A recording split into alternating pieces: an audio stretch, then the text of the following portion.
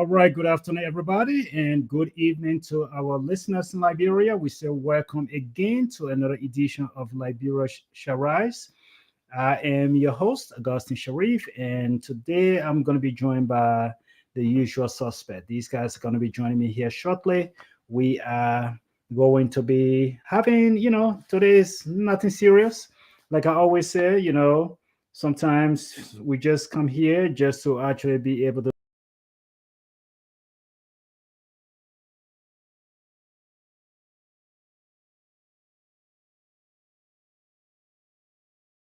the discussion today, and I hope I hope everything is going to go well. I'm just waiting for the rest of the guys to join in, and then we'll get going. Um, and so Dr. George, and I mean he's on business trip. I like to call it a business trip. Mr. Sapolus here and Stephen. I think they will be able to join me here shortly, but we will see exactly how all of that goes. Again, we say welcome to Liberia Rise, and I am grateful that we can actually have a table talk discussion. Nothing serious, just having a conversation. If you've seen our title, the title for today, though, is Decentralization of Power, right? I know in most cases we want to hold on to power. We want to concentrate power in one area. Look, every government does it. We have even government in the great United States of America. We have the concentration of power. You can say it's actually in the U.S. However, though, even with that, there are different places that you can actually see how power is not just 100% concentrated in one area, but there are other places where people are doing different thing, whether it's at the county level or the state level. All of these things are taking place. So again, we say welcome to the broadcast. Share the broadcast, be part of the discussion. Feel free to send us your questions or send us your input on Facebook or Messenger and on Freedom FM 87.9 in Monrovia, Liberia. I am just going to continue to hold the ship until the rest of the guys get in here, and then we will get the show on the road. But again, I hope and pray everything is going well on your end, and things are getting better no matter what the situation is, man. Whether you are here in the United States of America or whether you are in Liberia, the one thing I always say, look, there is going to be those moments where we feel like things are all difficult and we can't get by. But then God always has a way of actually taking care of his children. So I'm looking forward to the discussion today as we go, and we will see what happens when when the rest of the guys join me. Again, this is Liberation Rise. Today's table talk. We are talking about decentralization of power. But before we go into that, though, there are some happenings in the country in Liberia. There are some things taking place, as always. There are a lot of different things taking place in the country, and whether it is for the good, for the bad, for the better, I have been in touch with friends and families back home, and one of the things that I have really come to realize very quickly is that, every day, we just get to a place where we feel like, I really wish this was better. Sometimes people use this parable in Liberia. They say you never really miss a water until that water runs dry, right? And so I say that in the context of this. I was talking to a friend who actually told me that he is disappointed in the Joe Walker administration, disappointed in the government because they had high hopes that the government was going to really deliver, that things are going to get better, but things are very difficult in the country. He complained about the exchange rate, he complained about the prices, he complained about inflation, and all of these different things that are taking place in the country. It just gets you to a point, and I ask him, again, my questions I ask, there is no scientific pool that I'm conducting. There is no scientific research that I'm doing here. But I'm just asking because I'm talking to a friend who is actually sharing with me how he feels right now. And so basically, I just asked this person, like, hey, you saying that you are disappointed in this administration. And so compare this administration. You've been there for the previous two administration. Yeah, he left the U.S. and moved to Liberia, and you have been there for the Ellen administration, and here you are for the I mean, you were there for the Weah administration, and now you have the Barker administration. And so when I'm saying all of these administrations, maybe somebody want me to put a political cap on it, which of course we're gonna kind of talk about today. We're gonna touch a little bit, but I'm not trying to put a political cap on anything. I'm not trying to put a political party on anything. I am speaking directly about the people of Liberia. You can forget your politics. Look, when you get in power and you can deliver for the people of Liberia, that matters. That matters. That is super important. It really doesn't matter to me whether it is going to be somebody who is UP, CDC, PLP, CMC. I mean, I can care less about the political party. And that is why most of the time when I'm saying these things, people can say I'm in denial, that I don't want to acknowledge the political party. The political party is not my problem. Look, you can be nobody and you become a leader in Liberia when you can do something to deliver for the people. I will root for you any day of the week. Honestly, I will. That is just me. And you can probably think I'm bluffing, but the opportunity that I have to live in this country where I am, and right now, if you look at anything, you will be very quick to see that I'm not affiliated with any political party. I mean, because what I look at though, I look at the substance that person is going to bring to the table. Now, if that person can come and deliver, you can be a Democrat, I'll vote for you. You can be a Republican, I'll vote for you. And so I am not tied down by political ideology. I'm really, really tied down with what the people or those so-called leaders are able to deliver for the people when those people come on board. I mean, when they come on board as leaders. And if you can deliver, by all means, you got my vote. Look, I got friends in the UP. I got friends in the CDC government. I got friends who are non-political. I got friends in every sector aspect of Liberia. And so I am not tied down again with this political ideology. I'm not there to say I support CDC. Because once we tie ourselves down to political parties, sometimes we wear our blinders. And even if our political party is doing horribly, we will still support them because our ideology is with that political party. But if you release yourself from those political parties and you sit back and you say, look, I am going to do A, B, and C. I am going to hold myself accountable. I'm going to hold myself to this particular ideology for the common good of the people. Then, of course, you are not too bogged down whether CDC does well, whether UP does well. That is not a thing. But these political parties, they put us in such a place. These political parties, they put us in such a place, and we find ourselves in a situation where we are no longer able to speak freely. We are no longer able to speak freely. Friends, I'm not joking about this. Look, I have a lot of wonderful people here that share this platform with me, and I'm proud of the work each of them do. Seriously. But there is one who stand out. I always kind of call him a mentor, and he is someone. He has a position that he holds, and I am just super proud of what he does. He's not ashamed to talk about that particular position. Now, how he feels about certain things, whether that thing is going to drive his conviction, I'm open to tell him like, hey, doc, I don't think I agree on this particular one. You know, I got three doctors on the show, so you choose one, the one you think I'm talking about. I got Dr. George, I got Dr. Roberts, I got Dr. Positive. So you choose one. But I can look at it and say, Doc, I don't think I'm going with this particular idea you're going with. And so I'm just saying we are not too tied down with the political ideologies, but do we have individuals that we support? Yes.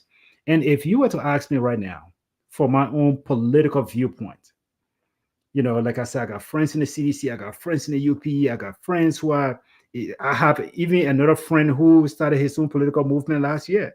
And basically he was asking me to like fundraise for him here in the US and all of that stuff. And I said, brother, I'm not going to say his name because he didn't even cut it. The first round, he didn't go anywhere. But I'm going to say his name. But basically, if you were to ask me if I had a chance this going election to vote, who was I going to go vote for? I've made it very clear to my friends in UP, from CDC, made it very clear. You give me a chance. Give me a good manager. Give me someone who is a manager, who has been there, who is experienced, who is not going to be bogged down by the corruption, someone who has his own money. And I would tell anybody, give me Alexander Cummings. Give me Alexander Cummings. Let the man run the country. And I'm not here running campaign for him, but I'm just telling you, those of you who send me a message like, oh, which political party I'm with, I'm not with any political party in Liberia. But if I can find someone who is heading in the right direction, who have done some things and who has experience, who I truly believe that I can see this person being a good manager, because that's exactly who the president is. You're a good administrator or a good manager. And if your experience fit that profile, I'm going with you. I'm going with you. Yes, I live in a country right now. You can say anything you want to say, but you can say anything about my current president or whoever it is. You can say any of that. Yes, but this is someone who had no political background, no political experience. However, though, that person, this particular man, he had his business acumen. And so every decision where you see people crying, oh, tariff and tariff and tariff and tariff, he is running the country like he's running a company. Yeah, I'm telling you right now, he's running the country like he's look. I mean, I agree with everything he does, but he's running the country like he's running a business, and that's why people, other countries, are coming to the negotiation table. They come into the table and say, "Oh, Mr. President, the other tariff you put on us, instead of 60%, can you make it 40?" Then he said, "Okay, then give me this and this and this." You know, Ukraine all come to the table. Ukraine say, we want weapon. He said, okay, then give me your minerals I have in my country, in your country. He is running the country like a company. And that is exactly what a good administrator or a good manager does. That is why I tell anybody for free, I will take Alexander Cummings any day of the week than any of your other political leaders that you're doing secret behind, until we can get it together and realize that we need, until we can get it together and realize that we need an administrator, we need a manager, we need someone who has experience to lead men and women. Until we can get to that point, my friends, we are going to continue to do this every day. Oh, my man, you post somebody on the screen? Oh. Dr. George, how you doing? I'm doing good, managing life. Oh man, you're looking good. I mean, life is good on your end. I can tell. I don't even have to ask you. But how was your business trip? Are you back now, or are you still on your trip? Oh, it was great. Huh? I'm back. Okay. I'm back in continental USA. Nice. It was Nice. good. Good to have you back. Good to have you back. Thank you. Wanty, hello to you. Rebel says Pro, hello to you. Rebel says, I'm coming to your question. I just greeted my doctor real quick. Because instead of just sending your messages to the page, you can send your message to me and pick my mouth. I say, give me Alexander Cummings. You're fighting me. Put your point on the page and let's talk. Yeah, don't be sending me private messages. But anyway, River says Pro, let me answer your question because you put it on the page. But it's in the same one-man show. Okay, that's exactly what we're gonna start. I know you're talking when I say give me Alexander Cummings, you say that's a one-man show. That's exactly what we're gonna start the conversation today. We are talking about building institution in the country. We are talking about building infrastructure where it is not going to be one-man show. And so I agree with you. We have political institutions in the country that's a one-man show. I agree. And that is why when that one man is not able to be on the show, then we can't function. We can't function. We can't do things. So, Doc, let me hear you talk. Today we'll be talking about decentralization of power and building institution in the country. But you just came from your business trip. So talk to us.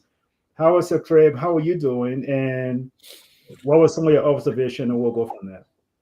Oh, my trip was good. It was a good trip to Liberia. I definitely went there to participate in the Alternative National Congress convention, which was good. Yeah, I had some nice experience. I sent shout out. I did it on another station. I would say to General Geraldine Jeanette George Johnson, who is the Minister of Defense. When we arrived in Monrovia, she, first of all, in the flight, she was in economic class, while some of her colleagues were in first class or economic, how to call it, economic comfort. She was in economic class. When we landed in Monrovia, she went through the same process like every one of us. Good Went job. to the crossroads and got her bag by herself. She didn't have any army officer coming to pick it up, and she left through the. I mean, I have so much respect for that minister, so I will continue to send shout out to her. It was great to see a minister in an African government following the rules, Yeah. not breaking it. So that was good. The airport was great for me. Nobody asked me for money when I came in. Nobody asked me for money when I came out. So it was a nice being Liberian. I mean, we are setting on other platforms. Monrovia is extremely dirty. I was someone would get some wisdom how to clean that city. Well, The Dr. George, let's start from there, though. I think his last name, he's not Sharif, but the current mayor of Monrovia. yeah, I Siafa mean, Sherry or something like that. yeah, doesn't he have this monthly, once a month, they go and they grab broom and they put it all over Facebook, they're sweeping the city and they're cleaning it up. They did it last month, they did it the month before. So is that Well, is that if he wanted to news Bruno swim Maria, he was swimming for a long time.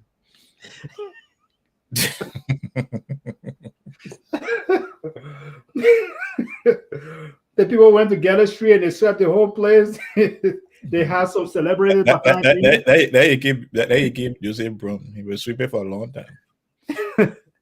But I mean, so they bring a yellow machine. The yellow machine, they don't have the sweeper one. The yellow machine also have a sweeper that can sweep the city. They don't have that in the city in the country. I'm not being sarcastic though. I'm asking a serious question. Well, until they bring a machine, we see it for got not allowed to open it down that machine business. So Okay, okay. at least So they just currently signed the contract. Last year when we ran the story on this platform, Minister ability to us were going to be between 79 to 84 million dollars. Then she lied to other us. The vice president came into it. It came down to $20 million. I think last week they awarded a contract to a company called Shantua or something like that yeah, Shinto, yeah. for Shantua for 20 million, 22 million, 21 million something dollars, almost $22 million. So we look forward to the machine coming.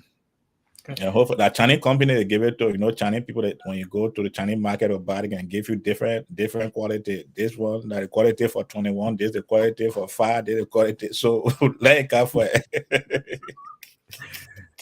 Dr. Positive, waiting for you to start your topic. I don't know if you can. Well, it got will know, but yeah. No, but you cannot clean the city. What you need, you need what the Reddit need is they need a plan that encompasses all the stakeholders. So if it is the head of Monroe City Corporation or Beans Bay City Corporation or I don't know which corporation in Douala, if you think about taking trucks and loading it down a truck that will solve the problem, no, you got to train and market people to cut it. When they load no truck, like when the book get be put in the demo.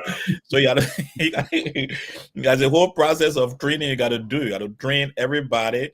And then you have to put law in place, law that will be consistent, that people will know that if you do this, you will be fine. But just by going to say you went sweep somewhere, I don't think sweeping and cleaning are that day. So you need what you call a sweeper truck. You need a washing truck. You need a lot of stuff. That's country is dirt. That city is dirty. It's very, very dirty. Yeah, yeah. I'm not the only person saying it. The assistant minister at the Ministry of Interior were crying the other day when he saw the dirt in his community. That city is very dirty, very dirty. Yeah, and not it's not just the physical dirt that we speak of, but that physical dirt can also lead to diseases, outbreak of different form of sicknesses in the city as well. So Oh yeah, definitely has to be done. we are sitting on a time bomb Mhm. because we are sitting on either a cholera epidemic or something worse than that. Because Yeah, if you go to Douala market, the people are sitting in the dirt, and we who go to buy in the market will buy from there in the dirt. You go to Redland market, it's the same thing. You go to Waterside market, it's the same thing. The people are sitting in the dirt, and we are purchasing that dirt. So, and that an epidemic of the level of cholera have not broken out in that city is just by the grace of the higher power. Because yeah, I mean, it's concerning, and perhaps sure, people have sure. gotten used to it. But Yeah, people say they can build immunity to it. Their system gets stronger. But no, but Dr. George, let's get serious here. Let's get on this discussion. Dr. Positive, I don't know if you can hear us, but I know this topic is something on your mind. Come on screen and let's get the show on the roll. But I want to kind of talk about when it comes to building institution in the country. I followed a little bit of the event that took place with the ANC and the CDC. I also see what they're doing. They're trying to rebuild, they're trying to get themselves together, and they're trying to reposition themselves, even though that political leader said, look, he was not going to run because by the time 2029 comes around, I think he said he will be 62 years old and he's not going to run 63, and he's not going to run for additional 2 years, and he want to be retired. But I can already see, Dr. George, that the political leader of CDC is under tremendous pressure. And I've only spoken with two people who can confirm, who are very close, who can confirm that particular suspicion. So I can say this without mentioning that name. He's under tremendous pressure. He have no intention. Emmanuel Pin say, Emmanuel Pin, come on the show. You're a big CDC, come on the show. I'll pull you out here too. So basically, he's under tremendous pressure because those around him, because they did not build institution, those around him, they don't see the party going forward. They don't see the institution going forward without Mr. Weir. And so if Mr. Weir is not on the ticket, who is Moluba Malu? Who is Kuyate? Who is Akaros Gray? And who is Dixon Sibo? So because of that, they really feel like Mr. Weir has to stay at the top of the ticket, even if he doesn't want to. They want him there because through him they become relevant. Is there any truth to what I'm saying in your opinion when it comes to institution building? oh yeah, there's a level of truth to it. There's a level of truth to it. We all hearing the same sounds. We know that President Weir has said that he wasn't going to run at the end of the 2023 elections. He made a very strong and powerful statement in his church, in the Fogoklo Church, where he's a pastor. Mm-hmm. So Pastor Weir was inspired by the Holy Spirit. He said he was not going to run. Now, when the challenge we have is that, and I agree with you, we don't build institutions, so we don't develop leaders. There's the current president of Nigeria, Bola Ahmed Tinubu, is known as the godfather of Lagos state politics. Because when you go to Lagos, almost everybody who are in leadership now in Lagos state were trained, and their leadership ability were developed by Ahmed Tinubu. So he at least at the level of Lagos state, he developed a system where they know who is going to be the next governor.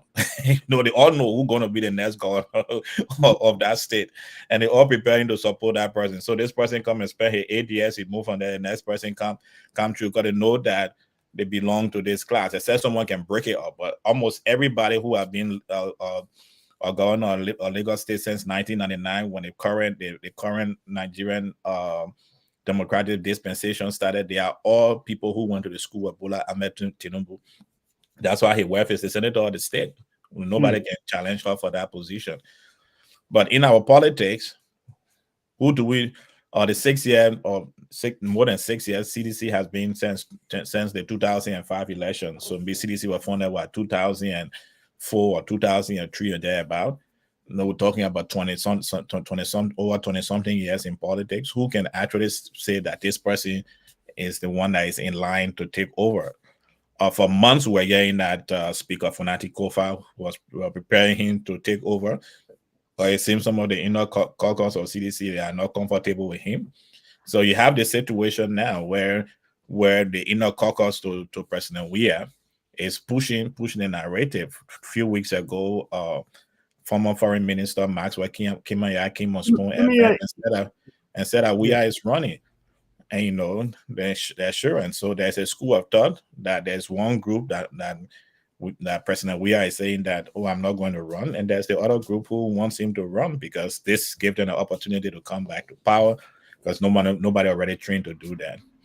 So it's important that we build political institutions, but to build political institution, you also have to have secession process. Who is going to succeed a leader? Who are we going to make popular?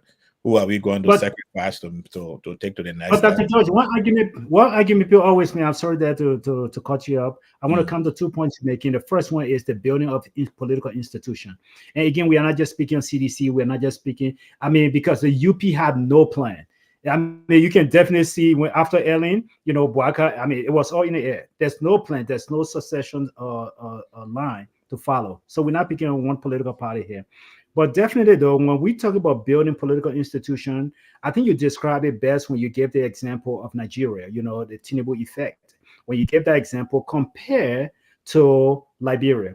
Liberia, people always say our Liberian politics is about popularity.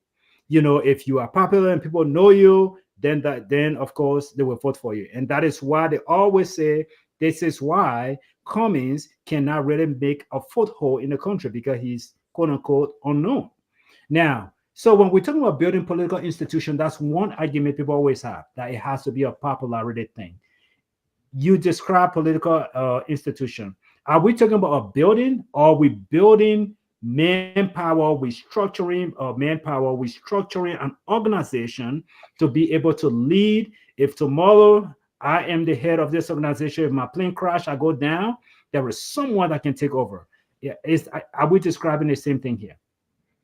Yeah, we're describing the same thing. It's more than the building. Where you need a building because you need an office space to operate in.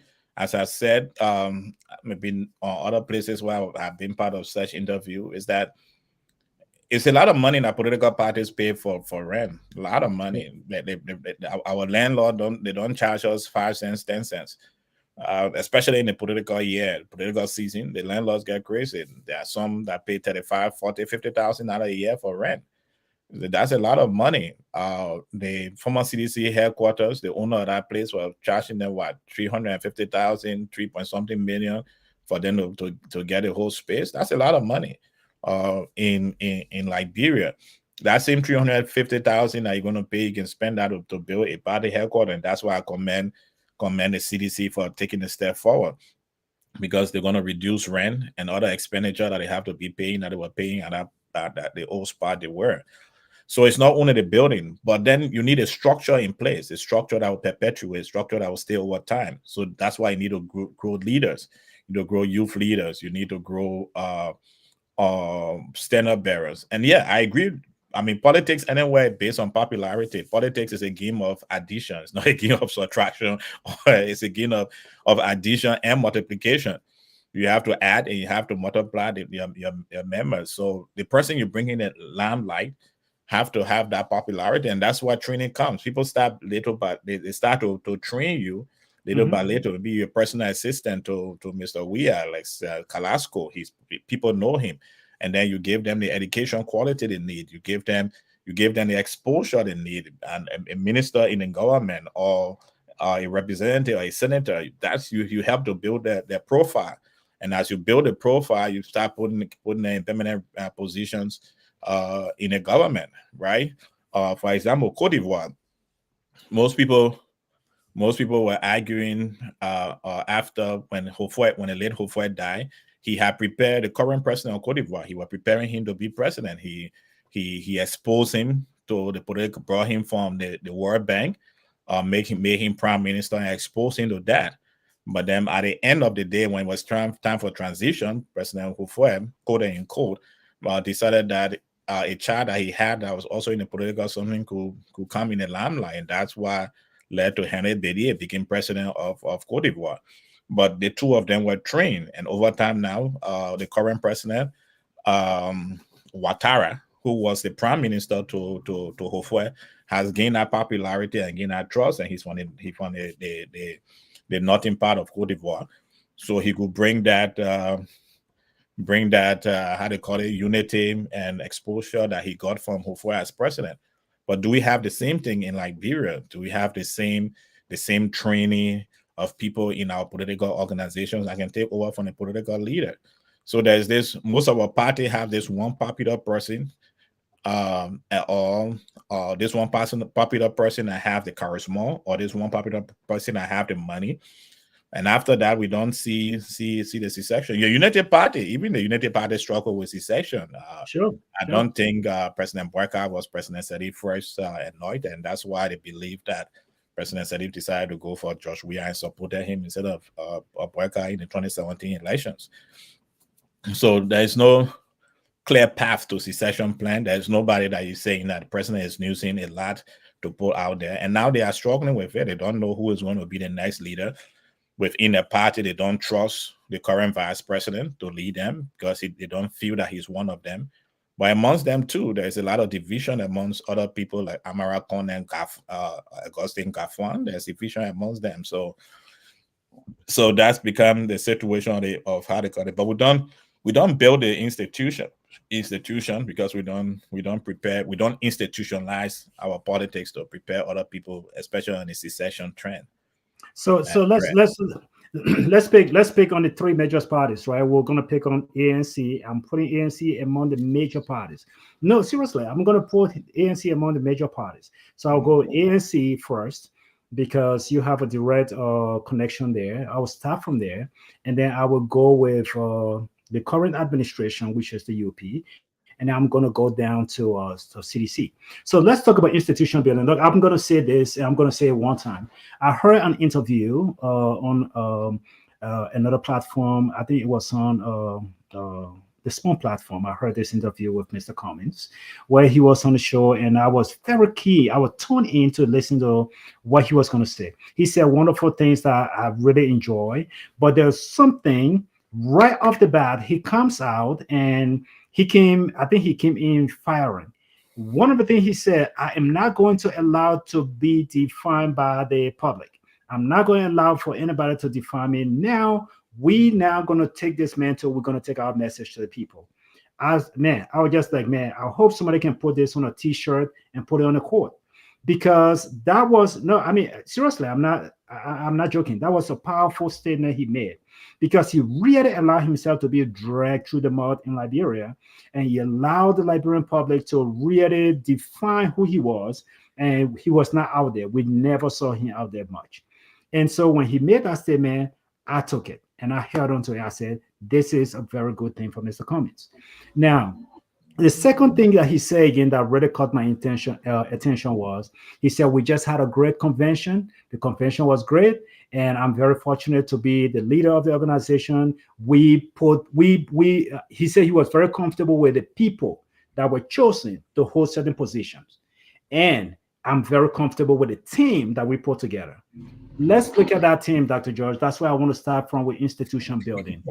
And let's start there with institution building. Are you comfortable with the team that today, if for some reason Mr. Cummins is no longer the standard bearer of ANC, that 2035 or 20 whatever, that we can find someone from that team who is going to be capable enough to run the organization, and he will get the vote of the people within that organization?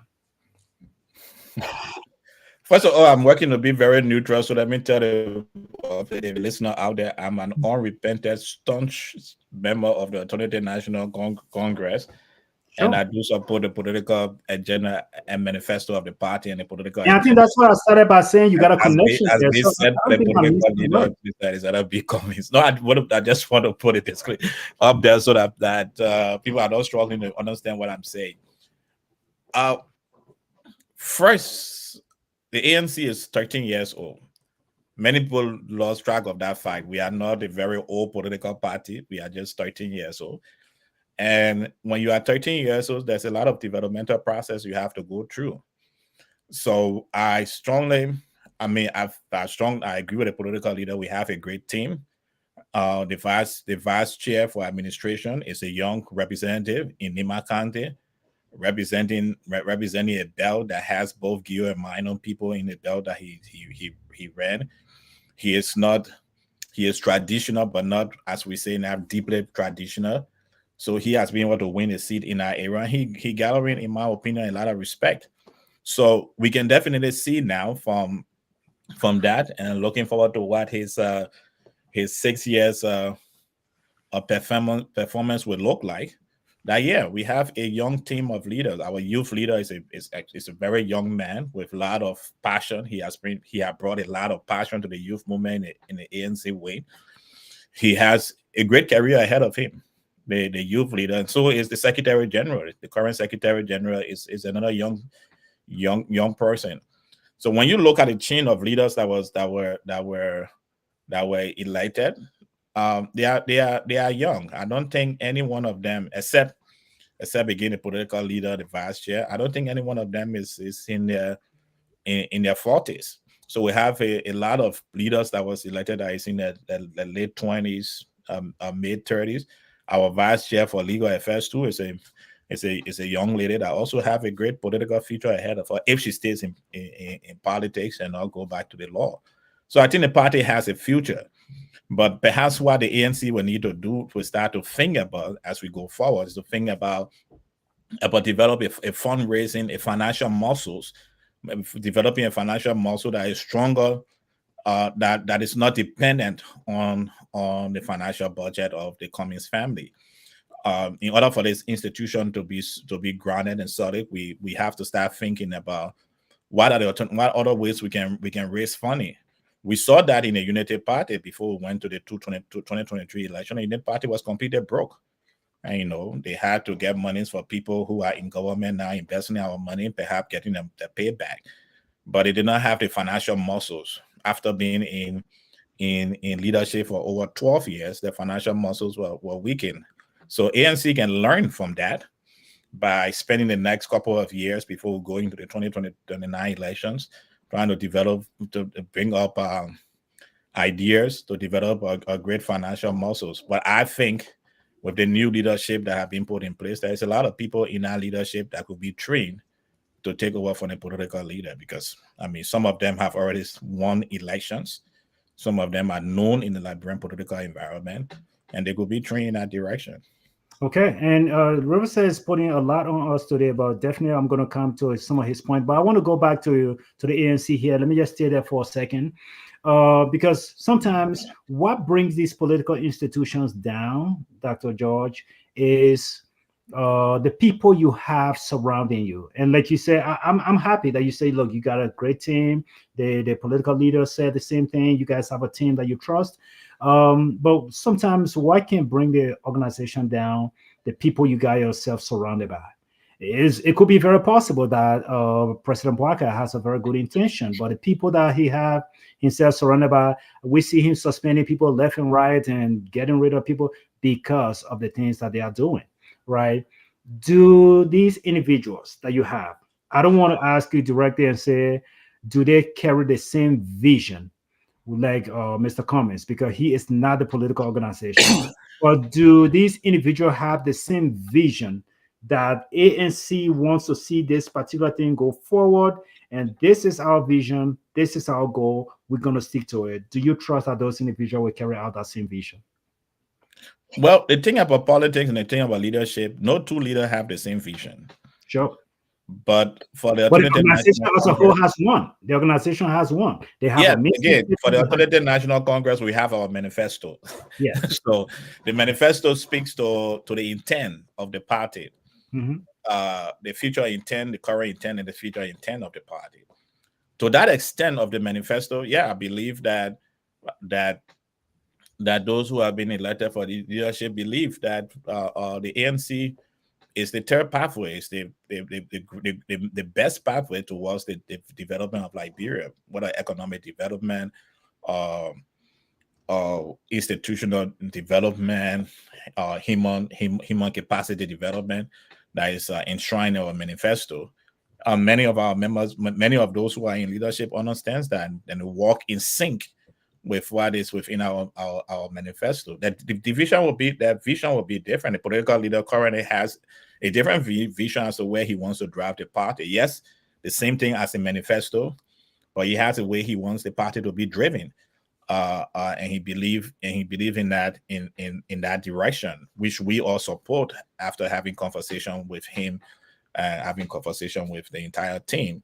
We support the direction he wants the party to go to. There will be another leader who may not take the same direction that he's on right now, but we also respect the manifesto of the party. So yeah, we have a manifesto in place, and every one of us who are members of this party, of the National Congress, we respect that manifesto, and we live by it. And I strongly believe that the leaders who are put in place respect the manifesto and live by it. For Okay. example, right? If I'm to give an example, the political leader is very technical. He's what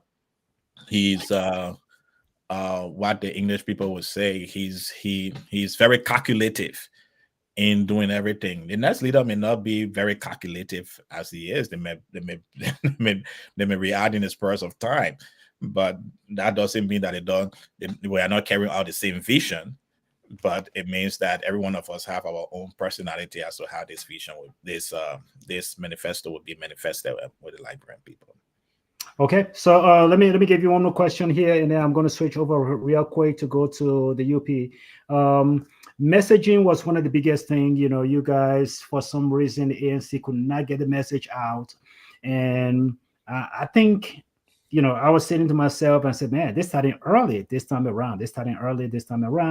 They're doing activities in different communities, reaching out to people and doing all of these different things, but how is the public relations department? How are you guys doing in that area? How are you getting your messages out?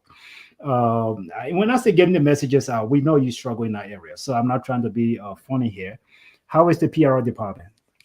Again, we did not struggle in that area as How can you as struggle many were because your saying. message did not No, get we out? did not struggle. What challenge we have is that we enter into a marriage with a very bad wife, in the sorry way, a very bad husband, and this husband was able to articulate the feelings of what was happening within a house, and thereby many people agree that this was what was happening in the house. We're all listening to the wife side of the story because they all just agree that, oh, the husband is a good man, so we respect the husband. So anything he said, we agree, and that what happened in many marriages in Africa, right? Or where the most visible person, perhaps the most charismatic person, come out of the marriage relationship. And any story they share, everybody want to deal with it, and that may have overpopulated what we're saying, why we were crying and saying this is what happening. People didn't listen to us, so did we say that we were an honest broker? We said that, but our partner in the relationship came up and said we're greedy. Now everybody can see that we're not the one greedy. Our partner in the relationship came out to say they did not have a real solid marital relationship with us, but yet instead we see that there's a very solid relationship that have been built over the last 40, 50, 60 years by the two leaders of the various of the institution. But yeah, we started on a. I think we on a great 40, right? Hmm. We have claimed the 1%. So you last week we had a 1% T-shirt all around the place, and people say yes, I'm a proud 1%, but 1% plus 1% plus one can add up until we get 50 plus 1%. That message resonated. 2 Sundays ago, Mr. Cummings was on the Spoon Talk. He had an interview. That interview led the government operative to become very combative and assertive and at a level abusive. That even from inside sources, it is possible that the president have to tell those attack backers that what they were doing was completely wrong. But it was a news cycle. For the last 1 week and a half, it has been new on every radio station you turn on in Liberia. Everyone is talking about what Mr. Cummings said, and that message resonated. From the beginning of the end of last week, we started nothing had changed, and people are grabbing to that, and nothing had changed. Nothing have changed in the country. Things are still so. When you have the political class on the back footing, you know that your message is resonating. Now, our duty is to sustain the momentum, and that sustenance is taking us to Atlanta in the next 2 weeks, and definitely it will continue to move forward. So hopefully we get the message to the people. I know the people are listening. I know all the radio stations in Liberia. There's conversation from morning to night. There's conversation about that interview that Mr. Cummings had on Spoon Talk about 2 Sundays ago. Okay, so let me shift gear here. Let me go to the current administration. Look, one of the things I would give Mr. Cummings credit for, speaking of that same interview, one of the things I would give him credit for is his balance. Usually, and I think most people are tired with this divisiveness in the country, this polarization and all of that, because you want power so much, you come in and you badmouth the administration. You don't see anything good in what they're doing. I think that's just cheap shot. It's just cheap politics. And most of us, I think we're smart enough to see right through the gimmicks. And so, but one of the things that Mr. Cummings did that I would give him credit for, he was well balanced. I think he took a lot of beating for it. People even told him that, he was dodging the question. He was not coming straight. He should be strong enough to condemn the administration, but he was balanced, in my opinion. And I respect that. So I'm bringing the same question to you. You are not Mr. Cummings, but you are here in the hot seat. And I'm going to ask the same question here. When you look at the current administration, I know we started our conversation by saying the city is dirty. And nobody have to tell me. I get in over and we already know exactly the country, the pollution, and all these different things. So nobody have to tell me that. But when you look at the administration, what are some of the bright spots you see in the current administration? But let's start with that secession plan. Do you think they have a plan if Omen Boaka was to drop today and Jeremiah Cohn is not able to go? Who's next in line for the UP? Do you see any bright spot in the UP that you can point your finger on? Let me start the conversation by saying yes, I agree with my political leader. The word opposition comes from a Latin word oppositio or something like that, if I'm pronouncing the word right, which has to do with the constellations, right? The stars in two different directions opposite each other. It has nothing to do with clashing. It just have to do with with two celestial bodies that are on different paths. So we in the 20th National Congress, we fully agree with the Latin version. We don't have to agree on everything, but we also don't have to disagree on everything. So, and that's the stance that we have taken. So let's start with the UP succession plan. I don't think that UP have a very serious succession plan. That's why you see many of the operatives now on social media are saying Joseph Boyka 2029. If they had a serious succession plan, they were not going to be looking forward to someone who is in their 80s running on the party ticket for 2029, because the camp is divided. There's the Augustine Gafuan camp, there's the Amara Connect camp, and they call UPS they do not see, sorry, they call UPS do not see the vice president Kun as one of them. He's seen as an outsider, and Kun himself is feeling that he's an outsider in this arrangement. So I don't think all UPS are going to support Jeremiah Kun on their party ticket for 2029, except President Boyka make a drastic decision and decide that it's Kun that should be on the ticket, and the rest of them will have to contour or to bow down to the wills of Mr. President. But I don't see a clear succession plan with a unity party right now. But are they doing good things? Yes. As Mr. Cummings said, there are some good things they are doing. The road network. No, I'm not interviewing Mr. Cummings. I'm talking to you right now. So, yeah, you don't interview him. I'm only giving the opinion and stressing on it. But you added that he said in his comment. But we all are learning that the roads are good from Monrovia to Harper, which is great. We saw the video that counteracted it itself. The counteracting video that came from somewhere about what happened in Sano. But despite the challenges on the Sano Highway, we must admit that the roads network are good. Many people in Liberia that I spoke to said that electricity has been kind of stable, even though I've witnessed it going on and off, but it's a bit stable now than it was 6 years ago or 15 years ago or 20 years ago. Hopefully when the dry season come, we get a clearer picture, because since when I grew up in Liberia, during the rain season, we had regular electricity. It was when you get power all the time, but when the dry season comes down, the determination of whether what we call LEC will working or not. So that's a great offer then. What else is working? They are trying to bring the prices down. I think last week they announced the new fare for transport vehicles, which seems good on paper. Hopefully, we're still waiting to hear the feedback from the Liberian Transport Union, whether they accept that. But that is in a positive direction. So, but with all those positives, there's a lot of things that are negative. That I mean, I've not seen a government that is so corrupt like this government. A lot of people in places that are very inept and they know it.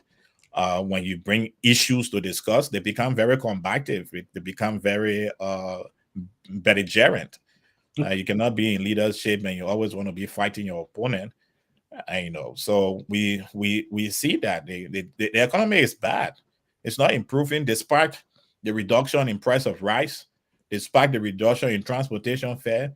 When you reduce rice and you reduce transportation fare, people should have money in their pocket to go and buy those things. But nobody has there's no money in the pocket to do that. Government can only employ between 60 to 65,000 people. What happened to the rest of the all eligible to vote in the last election was about 2.7 million Liberians. So if you are eligible to vote, it means you are 18 years and over. That means you have completed high school and perhaps you have some college education. This graduation season, while I was in Monrovia, we have a lot of people graduating from high school, graduating from the universities. Those people are going to come into a country where they will not have jobs because this government have no idea or have had to increase jobs. We also have the IMF report that downgraded them, and that downgraded the government. So that's the situation we have. We have now. We have a very belligerent, insultive government ministers who don't want to discuss issues. We have the situation where the government is trying to bring down prices, but nobody got money in their pocket. If you bring the price down to 5 cents, somebody got to get money to go and buy it, but nobody get 5 cents to go and buy it. So you have Definitely, that challenge. definitely we'll see that, with the Stephen. I don't know if you've been having issue with your internet, but I think hopefully we can talk to you Man, now. using Verizon, what you expect? Yeah, I no, mean, my microphone has been having problem, but I think if you guys can hear me now, I would like to ask Dr. George a question since you talk about government, right? And you made it an ANC discussion, so let's stay on it. Um, no, no, uh, no, no, no. I don't want to stay there. I think No, 1 minute. I mean, it's still around the same topic you guys are flowing with. I don't want to change the whole thing around. So Dr. George said the government hired about 65,000 people, right? And the topic was decentralization of power. And they are running, whether it's the ANC, the UP, or any or the CDC, everybody running for the same job that will hire 65,000 people.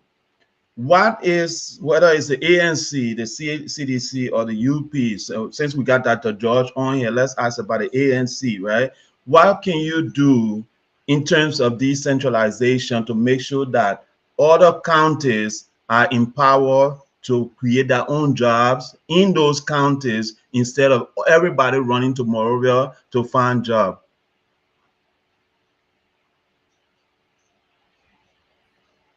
Sorry, Steve, I didn't get the end part. The decentralization. Yeah, so you are talking on the other side, but let me rephrase my question. But what I was saying was, you guys are saying there's 65,000 people that the government can employ, right? Yeah. Mhm. ANC, CDC, UP, all of you are running for that same position that can hire 65,000 people. Yeah. From this discussion perspective, decentralization, how do you create more jobs in all the other counties such that, or how do you empower more people such that you can create more jobs in all the other counties instead of just Monrovia, where everybody run for job, and it happened to be that we don't have enough job in Monrovia that everybody can do. Besides, Stevie, right now, I don't know how many counties you've been to, but I've been to 14 or the 15 counties. I think that the only county I've not been to is Riverside County. So when you're talking about decentralization, it's not decentralization by mouth. You have to have facility. So let's take an example. You take someone, you send someone to work in a place called Fish Town where there's no fish, no there is water, to go and work in that town, right?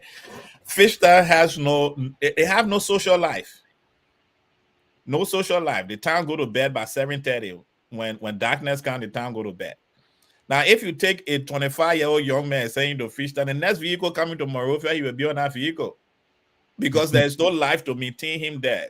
Electricity is not working and as it should. Internet facility is very low in Fishtown. Connectivity to the rest of the world is very low if you go to Fishtown. So in Liberia, I think there are only two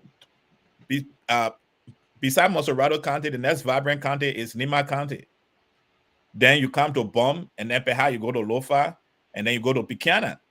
But all the other counties that we have in between, they are not as vibrant as this. So again, you have to put a structure in place for you to decentralize, especially with the opportunities. So we have to duplicate the opportunities we have in Monrovia. We have to duplicate those opportunities in other counties. We have to make sure that this young person, this 25-year-old young man or young woman that we're sending to Fishtown is able to get internet connectivity, is able to have some form of electricity, we're able to have some form of running water, and there should be some vibrancy developed in our city. And what the ANC, under the leadership of Alexander Cummings, is saying that we will not allow the government alone to bring something alive to Fishtown. We have to start working with the companies around our area. We have to see if in Kanwee where they have some form of life, how do we duplicate that life from Kanwee to Fishtown or to other places within the same River G County in that belt? So we have those companies, those logging companies and other companies that are operating. They will bring vibrancy to the city. And that's what Mr. Cummings is saying. The same thing you have, Ganta is extremely vibrant. It's vibrant because you have a lot of business people over there, and it's close to it have good connection to Guinea and what the other country name and La Côte d'Ivoire, and that connection also makes it a traveling hub, because travelers that come from Côte d'Ivoire, come from Guinea, have to come to Ganta to start from Ganta to get taxis to go to Monrovia. So you expect that kind of life. So we have to duplicate that. Once we have the replication in the cities, then the young people will be willing to live there. You can ask the Ministry of Health. I don't work at the Ministry of Health, but I have friends who have been on health team. That they send them to Bombing County 1 week, the next week they resign, they were buying Monrovia. They send them to how they call it, to Greg Crew, Greg says, the next week they resign were in Monrovia, because the vibrancies are not duplicated. The facilities are not duplicated. And for us to do that, we have to duplicate those facilities outside Monrovia, which we are not doing. We build counties, we give them capital, but we didn't. We give them political capital, but we did not give them the economic capital. We have not even mapped up. Like in many countries, you know which state, like in the US now, you know which state has a particular economic vibrancy, and you can invest in that. I don't think we in Liberia have mapped up the various counties. I know for sure when President Boyka was working with LPRC, 40 years in government, I'm sure he gets an idea that, okay, under President Totman, we had a Bon County cooperative, the Nima County cooperative, and those have brought economic vibrancy when it comes to agriculture to those counties. So the bread basket for Liberia, that Nima, that Bom, and Alofa, that's our bread basket. So those counties, we know what a rain or shine. The people in those counties, they are very, very good farmers, and they can bring rice and other things to them. Are we making use of that? Are we making use of the farming in order for us to bring vibrancy? But we cross the river to go to the southeast. We know that Grand Gile, Grand Cru, Maryland, those people there didn't let farming business. Farming is not a part. In Grand Gile, the dry zone district is a very great farming community. But after that, the rest of the people, they are hunters. But now we have a law in our country that tells us that you cannot hunt bush meat. Have we sat down as a government to see what is vibrant now that we can help the people of Grand Gila County with, that will make people want to move to Swedru and other places? I don't think we have done that study in Liberia yet. Then you go to River Cess. The people are fishermen. After coming from the fishing, they bring their fish 6 o'clock in the evening. Life is dead in those areas. But they have very beautiful beaches in Grand Cru. In Maryland, the beaches are beautiful, but we talk about tourism all the time, but we have not invested in tourism in those areas that can move more young people into that part of the country. So the conversation of decentralization is very good, but decentralization also go with economic development, economic empowerment, and infrastructure development. Unfortunately, in Liberia, we ain't doing that power. Sherry, go ahead. No, Stephen, I don't know if you have any other question, because we ended the broadcast now. So I know you have some things planned, but for some reason. Oh, no. Thank you for carrying on the show. I just want to test Dr. George to see where the ANC brain is as far as decentralization. Because they're talking about taking this country, right, to run this country. And if you're talking about running this country, you're already seeing a problem. And everything they do is done immoral. The Riverside Pro say, even by them taking a convention to another county, that would be big start towards decentralization. Is the ANC ready to do that? To say, let's forget But our Morville. convention was in Kakata. But that's why River says pro Our is saying convention was because in Kakata. Kakata next to Morville, not a close to Morville like Our that. convention was in Not Kakata. Kakata is in Magibi County.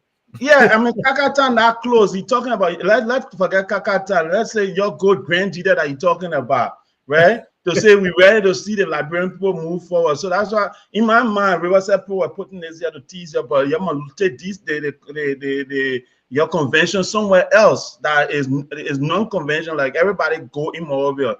Where will you guys go? But anyway, long story short, though, I think we need to come back to redo this topic because it's important, Sharif, Dr. George.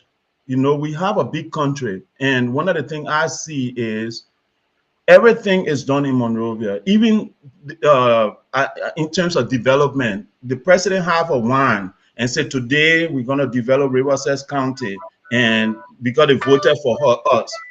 If that president one doesn't go to Sano County because Sano County didn't vote for them, that whole Sano County for the 6 year that president will be in office for, nothing will happen in Sano County. So that's the thing I want us to look at if we can revisit this topic in the future because it's hurting Liberia. How can we build a country and only one man is leading the future of development? How can we develop? How can we move forward? If this person have grudges that need to be settled and he decide not to focus on helping those other counties, you know, but Stephen, the only thing I would say here, when it comes to the whole decentralization topic, it's a big one, and that's why I really wanted you to lead the conversation today. But because I had not done it, that's why I just like let me just go with something just to get. No, you did great, Sharif. But, You did great. but my thing here is, say for example, right? You and myself, we devalue Liberia in such a way we make Liberia to be Monrovia. You and myself, we have been to places. Maybe you have done it yourself. We go to places people can't ask you, where you from? Then most of the time we say, oh, I'm from Monrovia. We don't tell people. For me, I always try to tell people, look, I grew up in Grand Bassa. I'm always claiming Grand Bassa. I would tell you the spots in Grand Bassa. Let them go to number 4 district or find me. River says pro is here. And so basically though, but we turn Liberia into Monrovia in most of the cases because of the way we identify ourselves, right? Decentralization, I think, is a big thing. And the point that you were making earlier, I think it's such a big thing. Like what Dr. George said, I agree. During, I want to say, quote unquote, normal day, maybe my own normal day is different. But before the Civil War, when I was growing up in Grand Bassa, look, Buchanan was a big hub. It was a big city. We had flour mill company in Buchanan. We had the port authority operating in Buchanan. You had other companies there Lamco was there. There were a lot of activities. Buchanan, people used to leave Monrovia and come to Buchanan for the weekend. I'm not kidding you. Buchanan was hot. Dr. George, Buchanan was hot, bro. I'm not kidding. And so some of us, we really did not see any reason why we should go to Monrovia. We went to Monrovia for holidays, Christmas break and stuff like that. But that was a good thing. People from Lofa, they can tell you the same thing. There was this competition. People from Maryland, they could tell you the same thing. Harper, they could say the same thing. And so those places were established. Now, were people still coming to Monrovia to take care of certain government function? Yes. But, so I see your point you're making about decentralization. I don't have to go to Monrovia to get passport. I need to get passport. I can get passport in Buchanan. I need to get passport. I can get passport in Saston, in Fishtown. And so that is where all of the infrastructure, in my opinion, come into place. And I think that is where I will agree with Dr. George. So I'll let for you guys to close, and then we can just kind of end the broadcast. But Dr. George, you make a statement, and then Stephen is going to wrap it up. Yeah, thank you for the conversation. I agree with Stephen. We have to revisit the topic. The time went so fast. But good evening, everyone. It's good to be in your home this evening, and hopefully we'll look forward to this conversation and developing Liberia. Thank you, and you all have a wonderful evening. All right, Dr. Positive. All right, family. Thank you, Dr. George. Thank you, Mr. Sherry, for hosting the show. I'm in technology, but technology sometimes fail you. So I know that you guys keep laughing at me all the time, but yeah, today it was another difficult one. My microphone refused to work, but I'm here anyway. The topic is we're gonna revisit this topic because there's a kid in Lofa County that has a dream to stay in his county. He don't want to leave his county just because he want to go to college.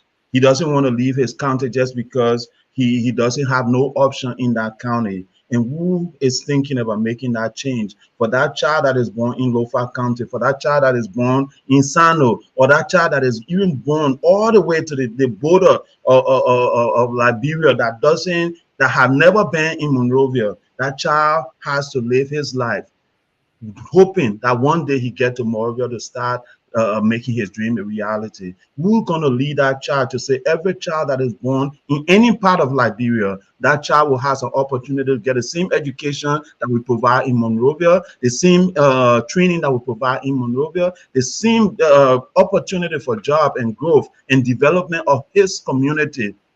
Who is going to lead that charge? And that's the discussion I hope we start having on these platforms, because if we all just fighting over Monrovia, Monrovia is getting overpopulated. We all cannot live in Monrovia, so we have to start looking at the whole Liberia. And one person cannot do it. We have to empower other leaders, like our superintendent, our senate, our representative. Some of them should live in those counties for a certain amount of time before they come to Monrovia to represent their people, because they don't. How can you represent a people that you have no clue on what they do for their daily lives? So we need to change our even if go as far as amending our constitution to make sure that we give our superintendent enough power that they are elected instead of appointed by the president. Because once the president appoints you, the president you have no say in, you don't have your own power. You understand? And once the president leave, that superintendent completely is dead. He doesn't have nowhere to go again. He either get replaced or he just stay there dormant. So my appeal to all Liberians is start asking your politician these questions. When will you start developing our counties based on the value that we provide to the country? In that light, we all can see a Liberia that is going to develop from every corner, not just one part of our country. So I want to thank all of you. I want to thank Dr. George. I want to thank Mr. Sherry for having this discussion. And for those of you who watch, imagine a Liberia. Imagine a Liberia where you and myself can leave from Monrovia and go to all the way to Sano and go swallow domo or eat whatever the people traditional food is and come back to Monrovia or go wherever we want to go that same day or the weekend, go places and spend the weekend and have our job done. We don't have to, like Dr. George said, you as soon as you go work in Sano County, you have to run back to Monrovia because you have nothing there. You don't have no life. Let's start encouraging company to build facilities, internet facilities, cell towers in those various counties, give them incentives for them to do their jobs in those counties. In that way, the company have an incentive to go and build a tower. The company have an incentive to build another branch in that county. With that, we can see job being created in all the counties. And on that note, eventually we all will see Liberia rising. So I want to thank you all again. You guys have a blessed week ahead of you, and we'll be back here in next Sunday and next Saturday with some great topics that we all can discuss to see this beautiful country of ours going forward. Again, thank you to Mr. George. Thank you, Dr. Sherry Riversepo, Mr. Emmanuel Pay, all of you guys. Thanks for watching. You guys have a wonderful Sunday and all the best. And will we see a great, great and prosperous Liberia.